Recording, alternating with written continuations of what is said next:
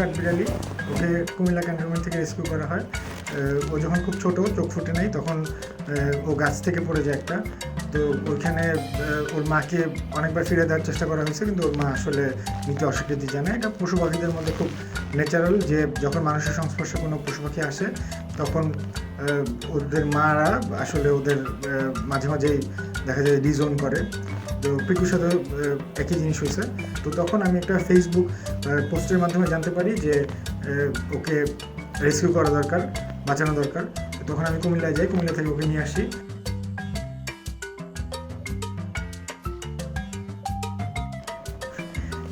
আমি দাড়িওয়ালা মাদার, কারণ ও আসলে ছোটোর থেকে যখন চোখ ফুটছে তখন থেকে আসলে আমাকেই দেখছে যে আমি ওকে টেক কেয়ার করি, এবং ওর চোখ ফুটার আগ পর্যন্ত আমাকে অনেক ট্রেনিং নিতে হয়েছে আর কি, অনলাইনে ইউটিউবের মাধ্যমে। লাইক একটা কাঠবিড়ালি বাচ্চাকে অনেক গরম দুধ দিতে হয়, কারণ ওরা ঠান্ডাটা সহ্য করতে পারে না। আমি ফার্মেসি থেকে একটা ছোট্ট সিরিঞ্জ কিনে নিয়ে আসি। তো ওই সিরিঞ্জ দিয়ে ওকে 2 ঘন্টা পর ঘুম থেকে উঠায় ওই গুঁড়া দুধ খাওয়ানো হতো, 6 ভাগ পানি আর 2 ভাগ দুধ, এই অনুপাতে ওকে সবসময় খাওয়ানো হতো।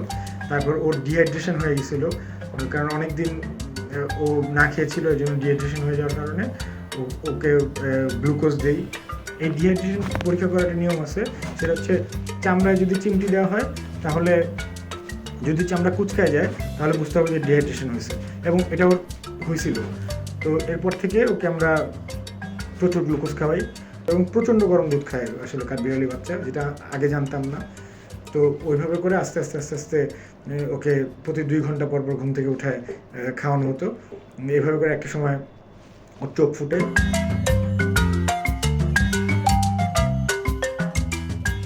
পিকু আসলে এই ঘরটাকে ও টেরিটরি মনে করে। এই ঘরে বিভিন্ন আনাচে কানাচে পর্দার ভাঁজে বা বিছনার চাদরের ভাঁজে, আমার কাপড় চোপড়ের পকেটে, বিভিন্ন জায়গায় ও ফ্রিজ বানায় নিছে। যে ফ্রিজে যেরকম মানুষ খাবার রাখে, ওর সেরকম ওকে যে খাবার দেওয়া হয় এটাকে হাফ ও খায় এবং হাফ ও জমায় রাখে বিভিন্ন জায়গায়। সো এই টেরিটরিতে যদি অন্য কেউ আসে, অপরিচিত কেউ আসে, তখন ও খুব অপছন্দ করে, এবং এরকমও ঘটনা ঘটে যে ও খামচি দিচ্ছে, কামড় দিচ্ছে অপরিচিত মানুষকে। এবং আমার বোনের বিড়াল আছে, বিড়ালগুলা যদি আসে তখন ও বিড়ালগুলাকে ধাওয়া করে, বিড়ালগুলো খুব ভয় পায়। ওর থেকে 10 গুণ বড় বিড়াল একেও ও দৌড়ের উপরে রাখে।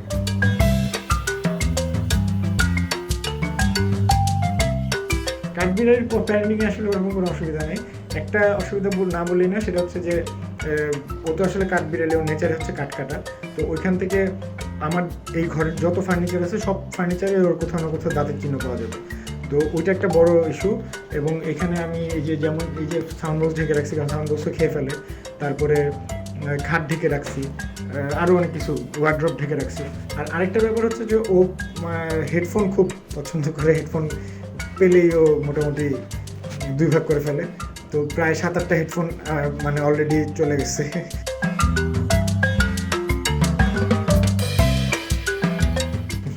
না, পিকুর ডায়েটে কিটো ডায়েট নাই, কিন্তু পিকু খুব স্বাস্থ্য সচেতন একটা কাঠবিড়ালি।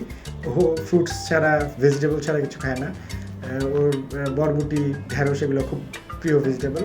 আর ফ্রুটসের মধ্যেও জলপাই খায়, বাতাবি লেবু খায়, তারপরে আপেল খায়।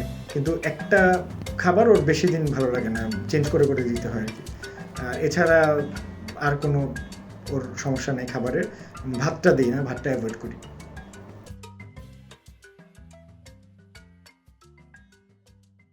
ওকে নিয়ে আসলে ফিউচার প্ল্যান হচ্ছে যে ওর তো একটা সময় নেচার কাছে ফিরে যেতেই হবে, কারণ সব সময় তো আর ও এখানে ঘরের মধ্যে সার্ভাইভ করতে পারবে না। তো ওকে যেখান থেকে আনা হয়েছে ওখানে হয়তো বা ওকে উন্মুক্ত করব, বা অন্য কোনো বন জঙ্গলে যেখানে আসলে ওর প্রজাতির কাঠবিড়ালি পাওয়া যায় ওখানে ওকে উন্মুক্ত করার পরিকল্পনা আছে।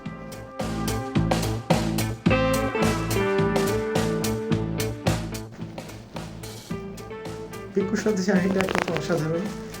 ও হচ্ছে আমার অ্যান্টি ডিপ্রেশনের মতন কাজ করে, আমাকে ডিপ্রেস হতে দেয় না একদমই, এবং আমার লাইফে কমিক রিলিফ বলা যায়। এবং তার থেকে বড় কথা হচ্ছে যে ও আমাদের কিছু অভ্যাস দ্বারা প্রভাবিত হয়েছে। যেমন ও বোতলে পানি খেতে চায় সবসময়, যেটা আমি করি। ও বাটিতে পানি দেওয়া থাকলে বাটি ধরেও না, কিন্তু ও বোতল নিজে নিজে খুলে ওখান থেকে পানি খেতে চায়। তারপরে ও দরজার নব নিজে নিজে ঘুরায় দরজা খুলতে চায়, যেগুলো খুব ইউনিক।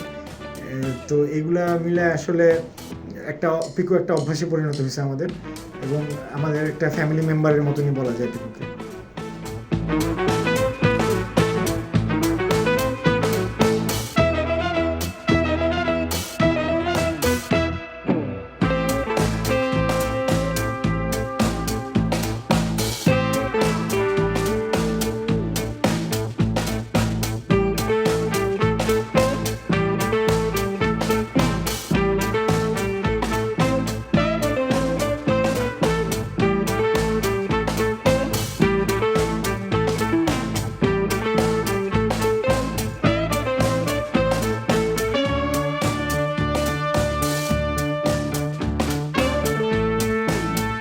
অনেক সময় দেখা যায় যে লোকালয়ে বন্য প্রাণী ঢুকে পড়ে, এমনকি স্ট্রে অ্যানিমেল যেগুলো আছে, যেমন কুকুর, বিড়াল, এরা বাসায় খাবারের জন্য আসে, আমরা খারাপ ব্যবহার করি, আঘাত করি ওদের, যেটা খুবই অনুচিত।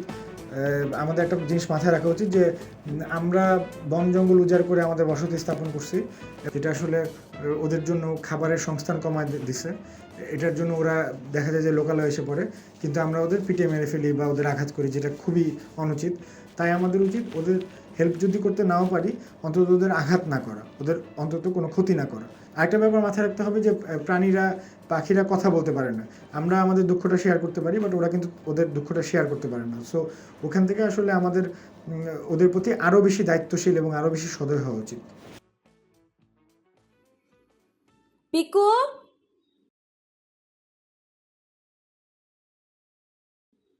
পিকু।